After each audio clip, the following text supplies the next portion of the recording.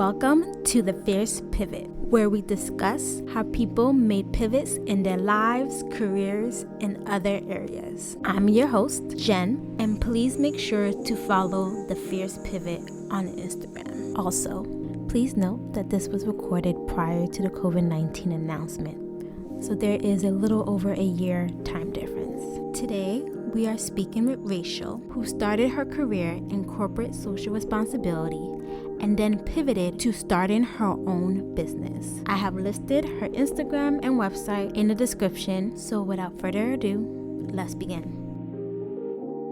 Today, I'm here with Rachel, who had a very interesting career and background. I'll let her explain herself, but how are you today? I'm good. I'm happy to be here. This is really exciting. So thank you for the opportunity. Well, thank you for coming. Of course. So from my understanding, you kind of had a career in finance. Yes. And then at some point you realize, I want to be an entrepreneur. Mm-hmm. So tell me about how you even got into finance at first. Sure. And I think if you ask anybody who knows me, they are all equally surprised that I even ended up in finance to begin with, myself included. And it was, to be honest, the most random thing in a way. I have an older brother who kind of very much encouraged me to kind of try more kind of corporate internships and experiences because I'd done all nonprofit internships throughout high school and college. And he was like, you should really diversify your set of experiences. And I begrudgingly was like, okay. And NYU, my undergrad, they had a set of like recruiting days where a number of different for-profit companies would come on campus. And it just so happened that one of the, big financial firms, investment banks, was there, Goldman Sachs. And so I just like submitted an application for their kind of sales and insight day that they were having, sales and trading insight day. At the time, I didn't even know what sales and trading was. And they accepted me, which I thought was the strangest thing. But I was like, okay, might as well go and have the experience. And that's what kind of catapulted me into the world of finance. Because even though I didn't do any kind of sales and trading when I was at the firm, I did still end up at the firm in a different division doing work. So yeah, it was the most kind of random thing. I kind of just fell into it, to be honest. It was never kind of a concerted effort to say, hey, I want to be in finance. I'm going to try it out. Yeah. Okay. Mm-hmm. So what part of what were you doing every day? Yeah. So I was in the firm's kind of environmental, social, and governance space. Mm-hmm. And I think more generally that kind of work is understood as corporate social responsibility. Yep. And so and it was actually really cool work. I got to kind of manage and increase the firm's social impact, both regionally and globally, while really focusing on ways to also decrease the firm's environmental impact. So think of like reducing carbon footprint and making the buildings LEED certified and different things like that. And then also really managing the firm's governance in terms of, whenever for-profit or nonprofit organizations would ask for information about the firm, governmental entities as well, I was really kind of responsible for managing that. And so those were kind of the different hats that I wore. And I think my favorite part was the kind of social impact work where we were able to create really signature community engagement programs both in New York and New Jersey. Wow. Yeah. So how long did you do that for? So I interned on that team, the ESG team, while I was in college. And then upon graduation, I went back and stayed for just over a year, actually. It was very, very short. And then that's when I had my career switch. Okay. Yeah. So then when you were working there, or maybe at home, what made you think, okay, I think I want to do this? Mm-hmm. So by the way, tell them what you're doing right now. Yeah. So I am the founder of Kelewele, which is a healthy lifestyle brand dedicated to making innovative and culturally inspired plantain dishes. Mm-hmm. That sounds so delicious. Yeah, it's like plantains reimagined. Think, plantain ice cream, burgers, cookies, like all different creations with plantains, and it's all vegan. And so this is perfect. I'm telling you, the era that we're living in, this is perfect. Right? And so I've always been obsessed with plantains. It's always been a thing for me. It's so deeply cultural. I grew up in a very Ghanaian home where plantains are a staple in the diet. So I was eating them all the time. And Kelewele itself is actually the name of a popular Ghanaian street food where it's like plantains diced, marinated in spices, and served with ground nuts.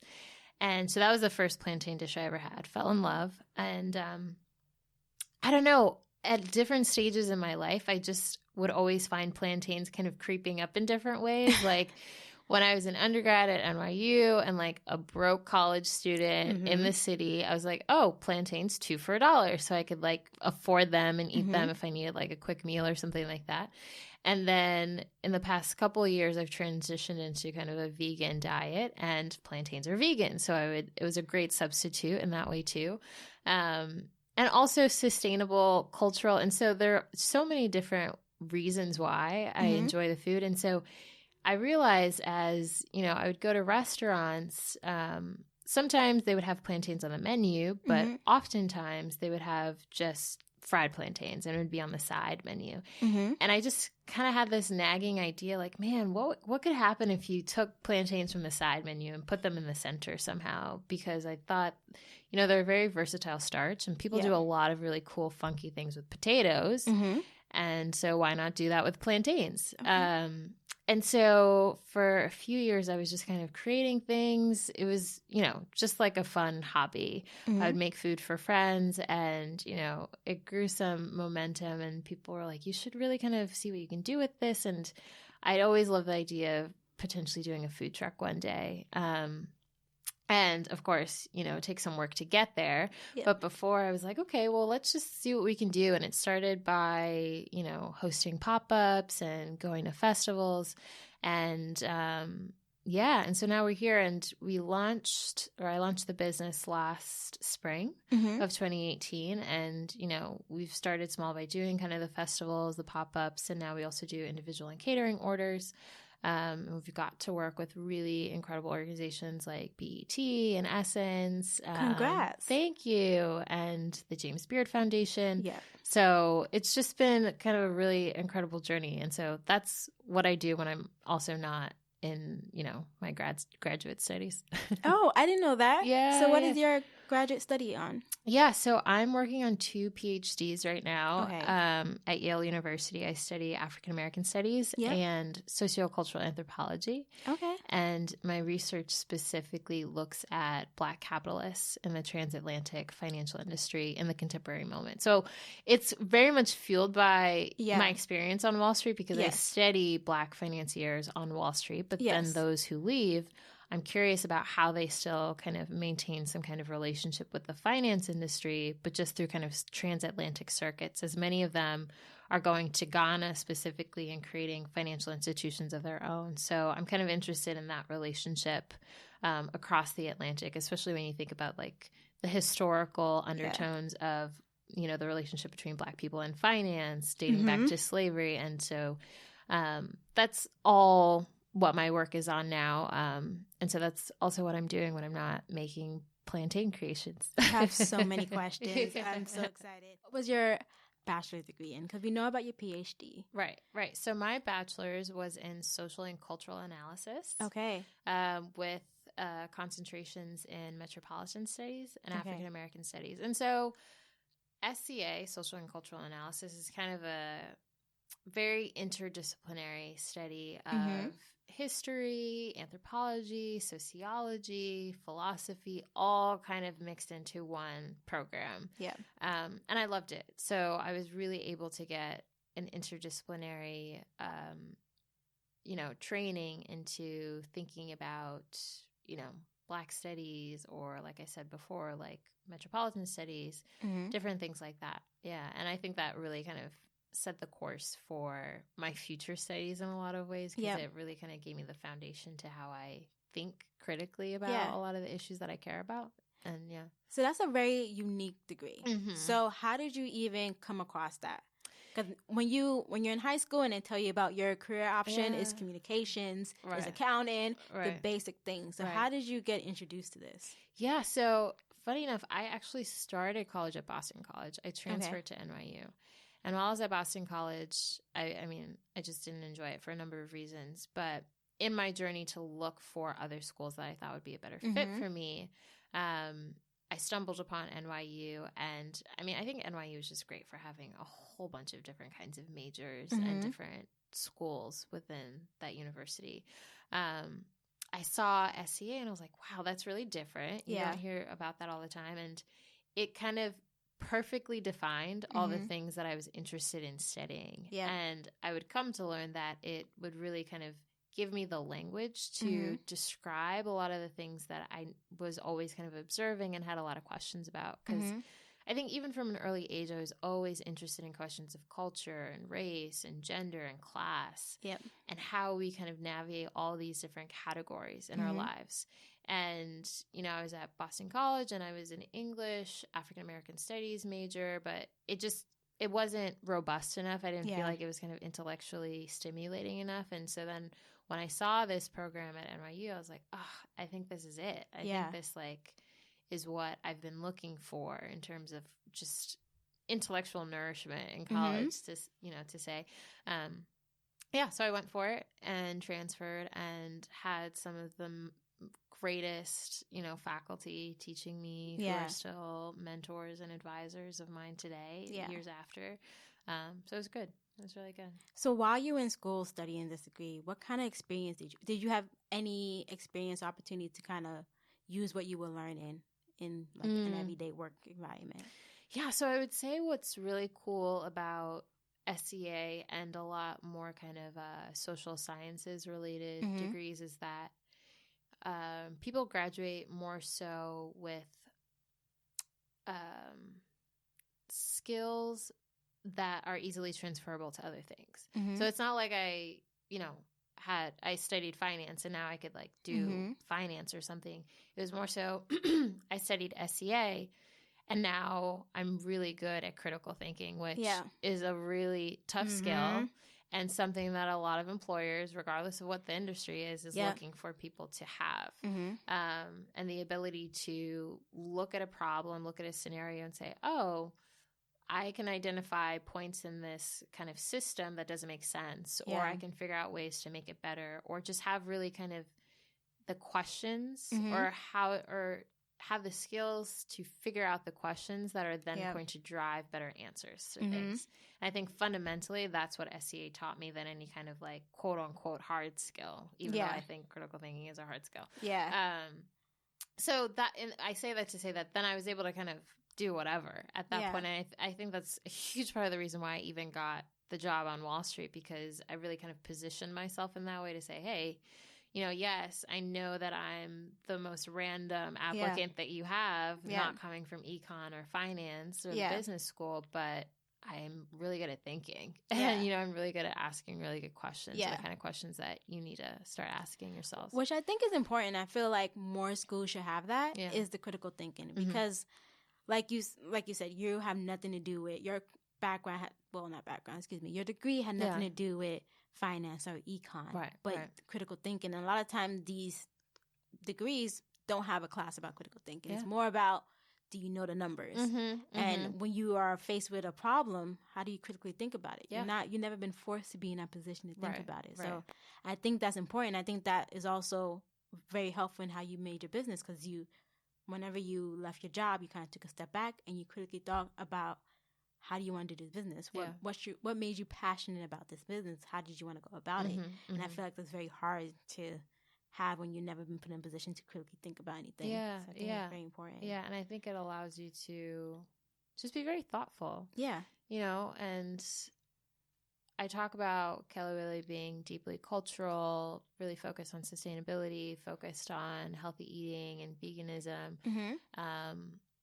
All things that I think have been, aside from the culture piece, things that have been hard to do well in our communities. And so that's the underlying piece of it. But I think it's easy to kind of like conceive of a business, but of one that really is like thorough in its approach to addressing the issues and the problems that a business is created to do, can be tricky. So a kind of thoughtfulness and critical analysis is really important.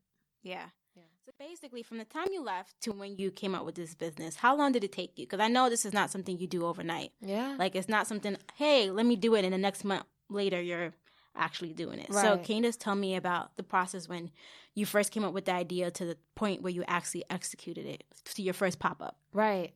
So I would say I left the firm. And when I left the firm is also when I started grad school. And so I had, maybe 2 weeks of transition time. And so then I was in grad school, really focused on my graduate studies.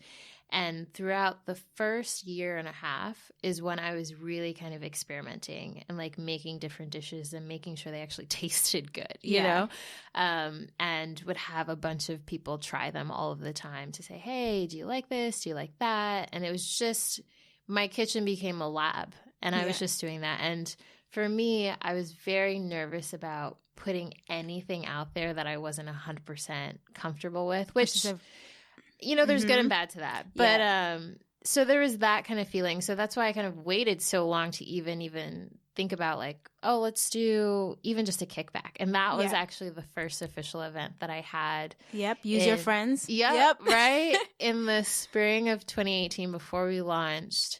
I called it a plantain kickback. And I think I had maybe like 8 of my friends come through and I made a whole kind of assortment of things and it was great. And they had a great time and it was just all good energy and good vibes. And it just gave me the confidence to say, okay, let's submit an application for our first major festival and see how we do. But it really just started with me taking it seriously and making sure I was like working on, you can't ever get perfect, but getting pretty good at, creating quality products that people like, and also figuring out the nitty gritty of it in terms of like the pricing and, the costs associated and really understanding all of that just from a product level, but then also thinking bigger picture, like, okay, how do you think about branding or marketing? There's so many components. There's so many components. And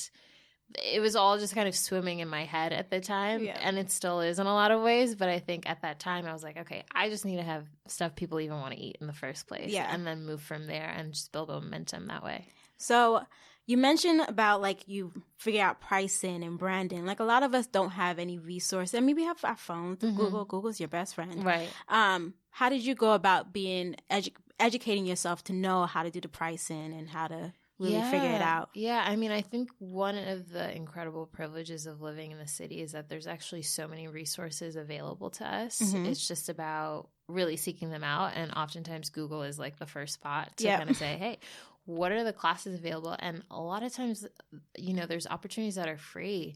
One of the earliest organizations that I heard about was Start Small, Think Big. Okay. And they're incredible because they offer free financial, legal, and marketing advice to, entrepreneurs. And I mean, if you talk to any entrepreneur, if you're trying to get your business incorporated or you're trying to do anything marketing or branding wise, it can be really expensive to hire consultants and such, especially hire lawyers. They do all this stuff for free for you and with you. So that was huge. And that kind of really got me on the right path to get started. The city, New York City, through Consumer Affairs, they also offer a fast track accelerator program, kind of like an incubator to help you get started. Or if you're early on, but have already launched your business, they help you with that process too.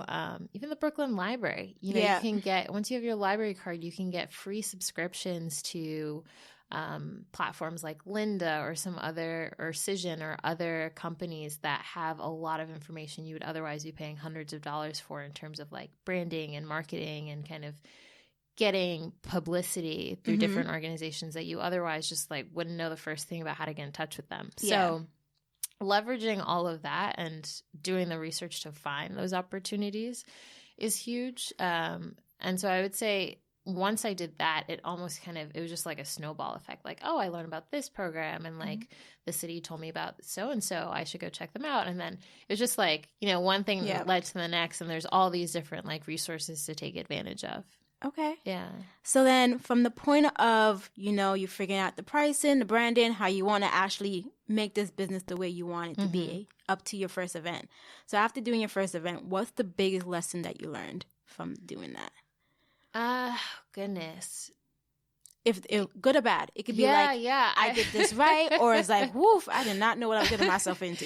No, I think I'm just laughing because I think the first lesson was that this is exhausting. Yeah.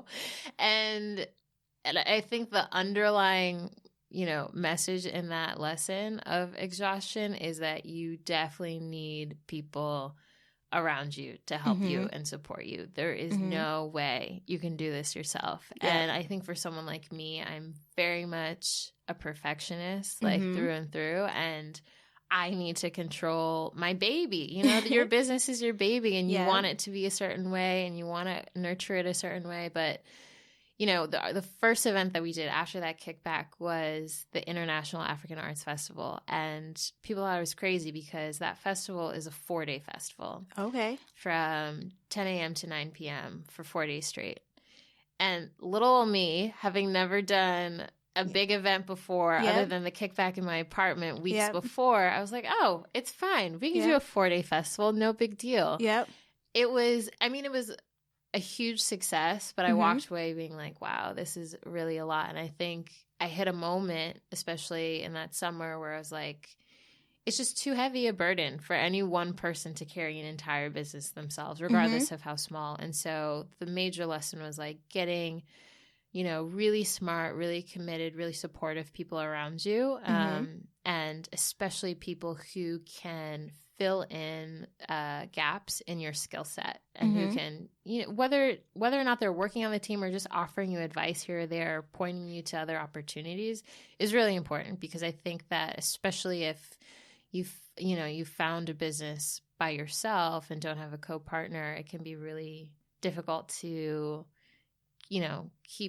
keep on this marathon that running a business really is. So I would say that was definitely the first and biggest lesson, and it continues to be a lesson for me. So who is the resources that you have around you, the support team? Was it your family that kind of came in and say, hey, we're going to help you? Was it like your best friends, or was it people that do networking that you realized, hey, had the same passion as you and was willing to like join your team to really help you make your business come alive? Yeah, it was a mix of all of that. My family's kind of scattered throughout the world, really. But my brother in California, who's really great with like marketing and branding, has helped me a whole bunch. Perfect. Right. A lot of my really, really great friends have helped in so many different ways, whether it was spending hours with me at festivals, helping sell and vend, and just bringing the energy when I was just exhausted from cooking all the food the night before. Yep.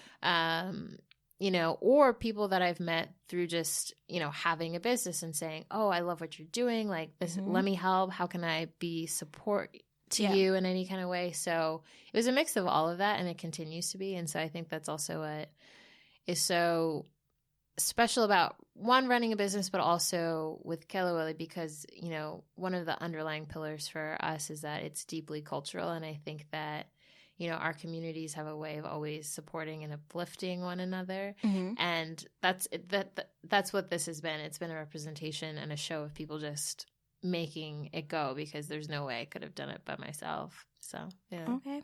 So, you're a student and you also have a business. So can you tell me about that work-life balance, like trying to manage a business, also being a student, even though your degree is kind of very related to what you're doing and is very helpful, but it's still a balancing act. So how do you manage that?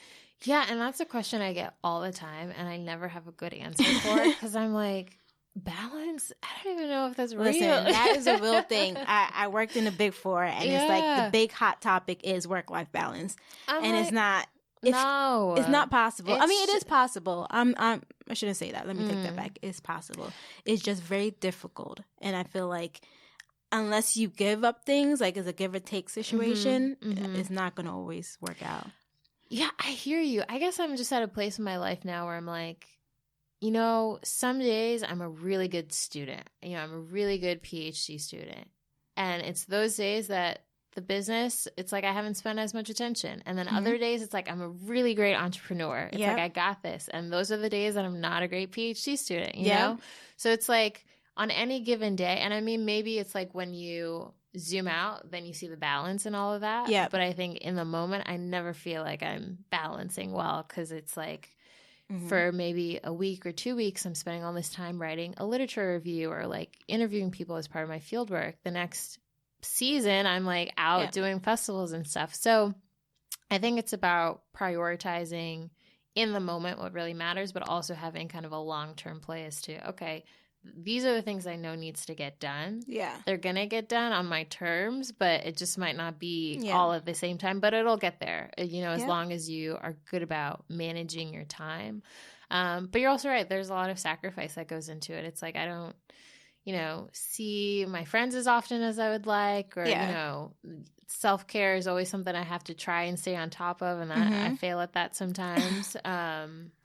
In the effort to kind of do both things that I'm really passionate about. But I think what's continues to drive me is that, you know, both of, you know, my doctoral work, but then also my entrepreneurial pursuits are both passions of mine. And I think the thing about passion is that it really drives you and motivates you, and gives you kind of that energy to get through it and figure it all out and get it all done some way or another.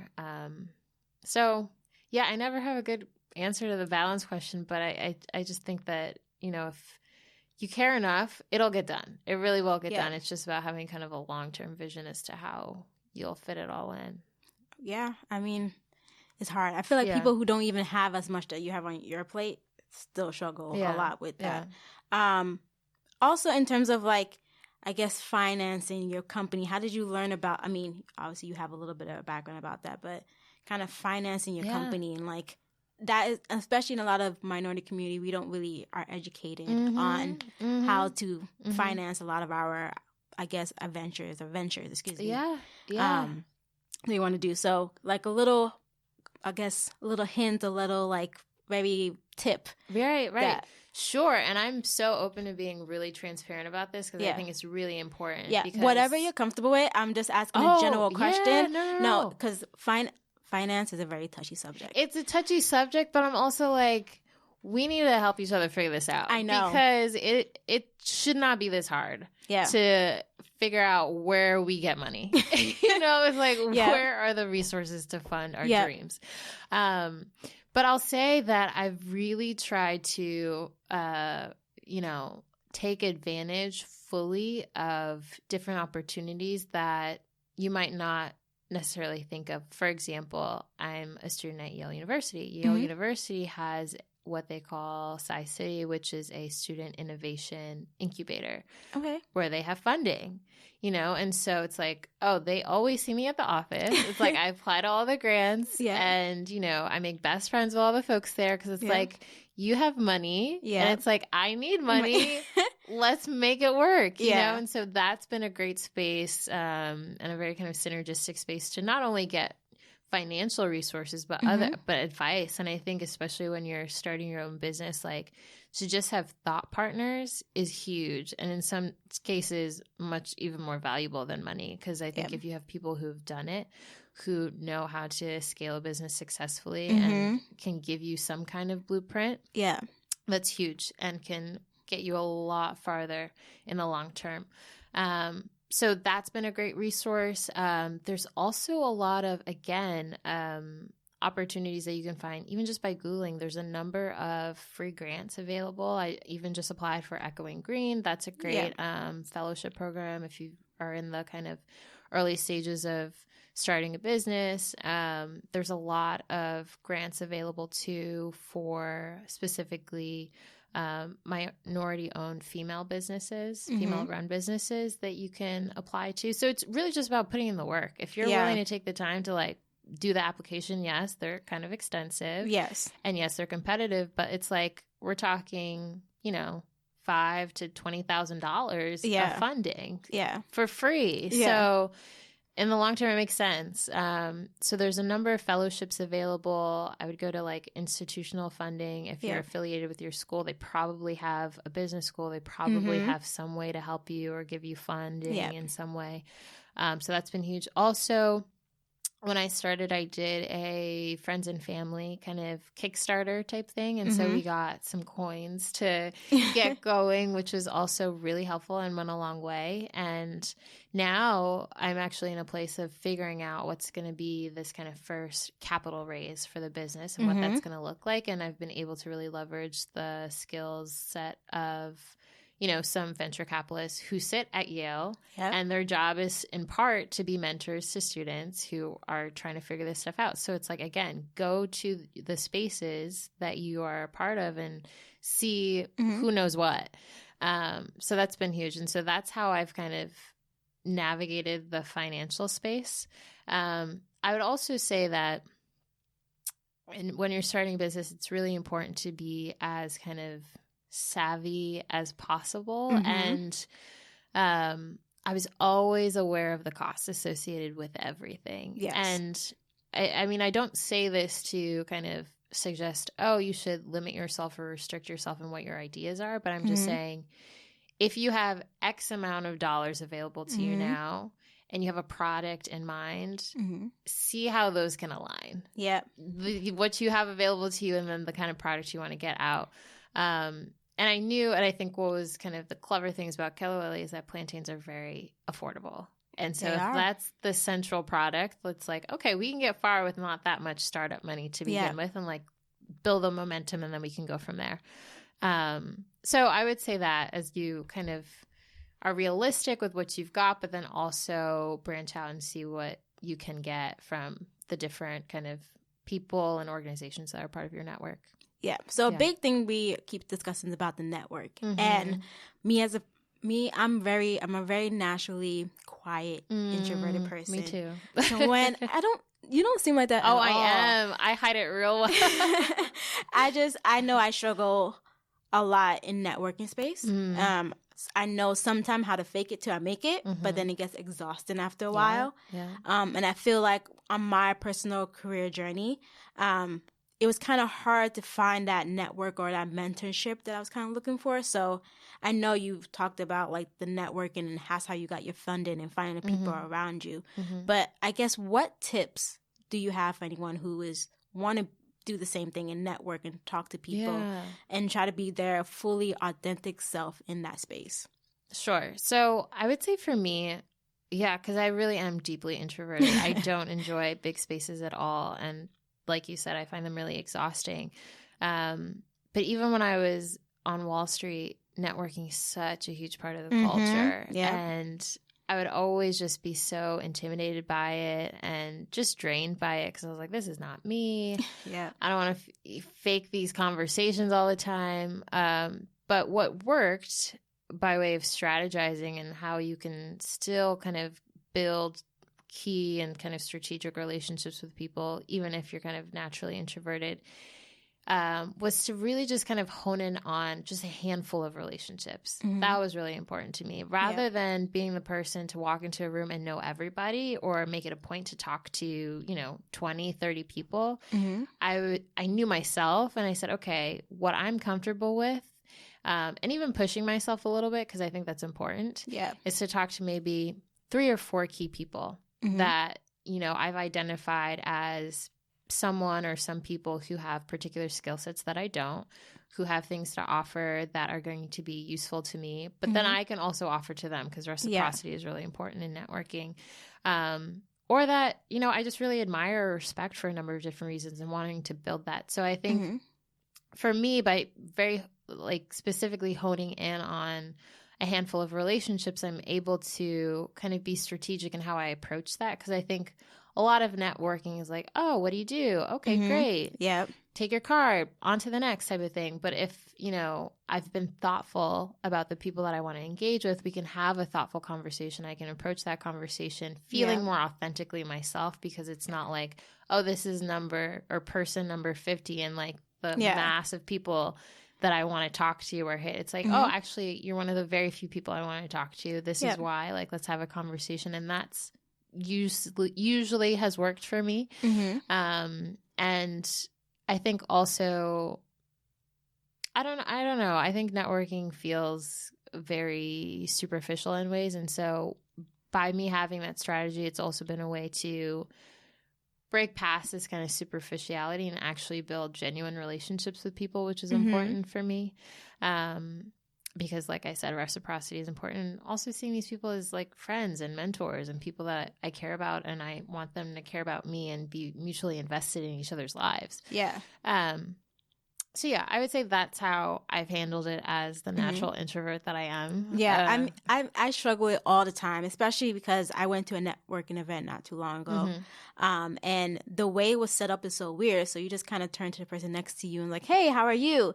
And I talked to them and realized that we're not on the same page of what I can offer and what they could offer me. But it was just such an awkward setting that I felt like, if this is every single networking, how do you build a relationship? How do you really talk to people and find that network that you want to build, find that mentor? I'm still on my search for my mentor. I don't have a mentor. It's so hard. It's really hard. And it's just, I feel like networking is a difficult skill to have, but also is more difficult when whoever is hosting a networking event is not doing it.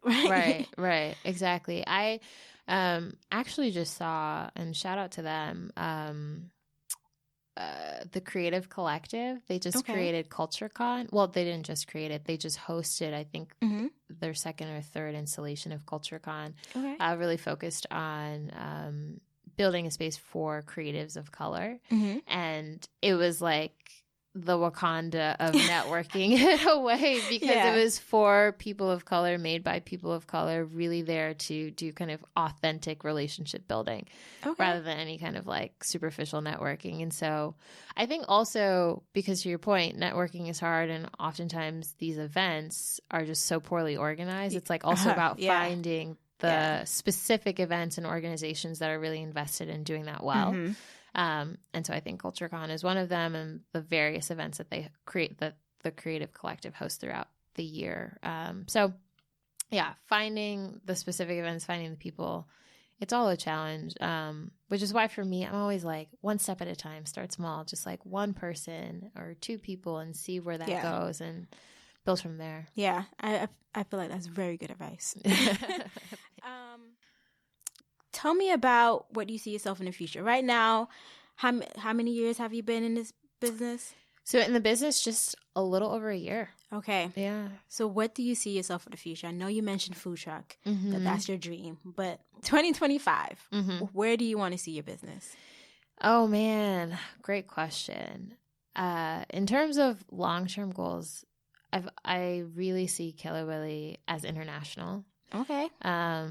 That's the goal. 2025 is ambitious, but hey, you aim high. Yeah. So for sure. And I think I'm so committed to this kind of international piece, because I think that, like I've said before, Kelewele is deeply cultural and diasporic. Like you talk about being from Panama, I'm from Ghana. And it's like we both have this like relationship and experience with plantains, but we have, diasporic cultures. Yes. And I think that's what's so beautiful, is that whether you're West African, you're Latin, you're Caribbean, you're Southeast Asian, you're American, European, you probably have some kind of plantain love story, factoring into your upbringing. And so I love that, part of the business. And so I think it only makes sense to get back to Ghana specifically, but really kind of embrace this diasporic piece of the business. So definitely international. The short-term goal is definitely to get a food truck and leverage kind of retail opportunities at different or with different partners here in the city, perhaps national. We can get there in the next few years, kind of national distribution of our products. And then overseas at some point. All right. Do you see yourself having more food trucks all over the place, like globally, or more of like an actual sit-down restaurant? I've never really been into restaurants. Okay. And for a number of reasons. I mean, I've never seen restaurants as conducive to the bigger picture that I have for myself as both like a researcher and scholar, Yeah. I do love the idea of having like little ice cream stores, for example, which I would totally do to serve some time out. Yeah. Do you have like something with ice cream and plantain? I have plantain ice cream. Okay. In a number of different flavors, and it's vegan. Oh man, I should have brought you some today. That's all right. Next time. But yeah, and that's been our best-selling, most exciting product for people. Yeah. Ooh, yeah. I gotta try it now. Yeah. And so I'm literally obsessed with this idea of like, if you take the average ice cream truck, but you instead, overlay it with like wax print or mud cloth, and you're playing like Afrobeat music rather than the typical like ice cream truck song, and you're selling people vegan sweet plantain ice cream. I just think it's the most incredible thing. I think there's nothing, you have no competitors. You have no competitors. Yeah. It's so unique. Yeah. So that's definitely kind of where we're moving towards. And then also, to your point about having a brick and mortar focusing on the ice cream, but some of our other dessert items, I feel like our dessert items are super, super popular. Yeah. And having those more so than having kind of restaurants. But we'll see. I think part of what's important is like, yes, it's good to have goals, but also being flexible in some ways and seeing where the opportunities are. And if they align with kind of the bigger picture of the business, you do what you want and you kind of navigate that space. So we'll see. So with your business, are you making like affordable food for people to just be able to just go to your restaurant and get a good, healthy meal with no worries? Mm-hmm. So just to say, right now we do, because we don't have a restaurant yet. We don't have a brick and mortar, but your pop-ups. Oh, gotcha. Yeah, pops up. Like if I see it, is very healthy. And I know one day you want to have a food truck, which will be all over the place. Hopefully, I can walk in Brooklyn and see it. If someone were to see that truck, they know like, hey, I will go to her because I know it's healthy. I know it's going to taste good, and then it's affordable. Yeah, a lot of time you see these food trucks and they're like $20. I know, $25 for nothing. Right. Yeah, and so that was. The affordability piece was really important because I knew that if we have plantain ice cream, for example, people are going to be like, what? That's crazy. That's cool. Yeah. I'm familiar with plantain ice cream. That's different. But you also want to captivate people by making sure that it's affordable as well. Because it's one thing if they're excited about it, but it's not sustainable because it's not repeatable. They're not going to keep coming back to you. And so that's always been at the forefront and really important, which is why I said earlier, I think it's really important to be strategic and just savvy when it comes to the finances and how you might think about producing a product, because like I said, plantains are really cheap. And so that is able to kind of drive our affordability for customers. So, yeah. So outside of the business, you have your PhD. What do you see yourself doing with that? I know it's very related to your business, but is there any other side projects that you want to do with what you're studying right now? Yeah, I mean, so, the life of a scholar is like a lifetime thing. And so it's kind of you've committed yourself to a life of research, a life of telling stories, important stories, and kind of shining a light on people's lived experiences. At least that's how I see it, especially as an anthropologist.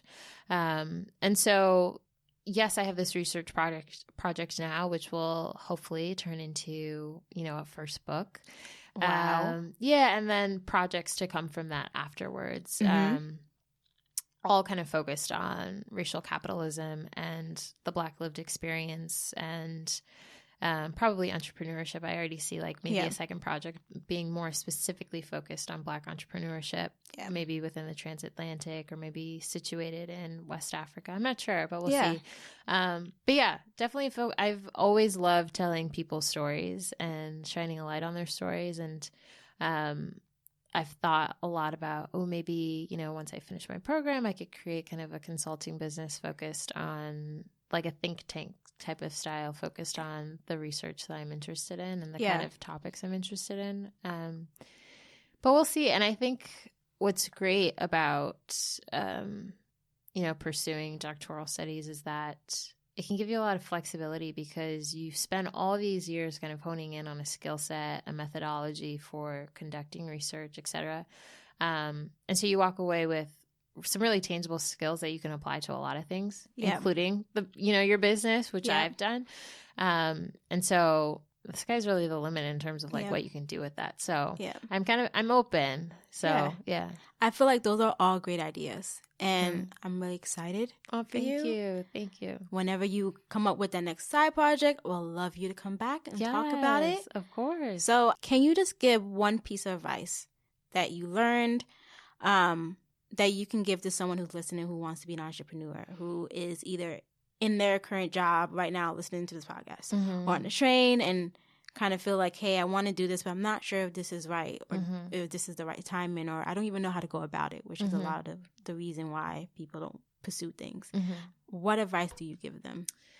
Yeah, I would say that when I first, I guess it's a two-part piece of advice. When I was first starting the business, one, it's very important to be mindful of who you share your goals and ambitions with. That is a true, true fact. Because when I first started, there were plenty of people who supported me and they're like, yeah, you can do it. And then there were plenty of people not even on some shade or like anything negative. I think they were just projecting their own limitations onto me. Yes. Where they were saying like, oh, but aren't you in school? I got a lot of, oh, are you going to drop out because you're in school? Like, how are you going to do all of that? To this point around like balance and different things like that. And I would always be so turned off by that question. And it wasn't even coming from a bad place from these people, but it was just this idea that like you can only do one thing once you've committed yourself to something, so that's the first piece of advice. Be very careful about who you share your dreams with, because it can have very kind of material consequences on then what you do, especially if they're people that you respect a lot or, you go to for advice and are easily influenced by. But the second piece of advice is that we wear multiple hats, and don't forget that, because thank you. We are wholesome people. It's like, I'm a sister, I'm a daughter, I'm a researcher, I'm a business owner. There's so many different things that we're all doing. We might not even realize it half the time because we're just so used to doing it all. Yes. But don't forget that when it comes to, chasing your ambitions, because the thought of starting a business is very daunting, especially if it's something that you have to kind of do as a side hustle until you're able to make it a full-time hustle. Yeah. But that's not to say you can't do it, because we are these kind of multifaceted beings that have multiple passions all at once, and you can pursue that. It's just about kind of being realistic and creating tangible goals to accomplish it. Yeah. But I would never get in the business of saying like, oh, I can only do this or that, or even this idea of like switching careers. It's like, I definitely switched careers, but I think for people who might not be ready to make that kind of like black and white switch, like figure out ways in which you can maneuver both. Yeah. If that's what you need to do for as long as you want to do it, So I think it's important to keep the right people around you, hold your dreams close. Yeah. And only hold it with people that can really rock with you and like support you. And even if it sounds like a lot. But then also remembering you got it. So, yeah. I feel like that is such a great point that you brought up. I feel like as a society, we kind of just made everyone think that whatever you graduated school with is what you have to do. This is your career. And your career is always in progress. Right. Like, you're never done. Right. And if you think you're done is when you start to, like, feel like, okay, this is all I have left in life. Like, I'm not happy. Right. It's because you have to open your mind. So I think that point is really great. The point about who you speak to about your dream is very, very important. Yeah. Some people have the best intentions, but negative outcomes. Yeah, so, exactly. I think those are two great points. Good. So thank you so much for coming today. Thank you for listening to The Fierce Pivot.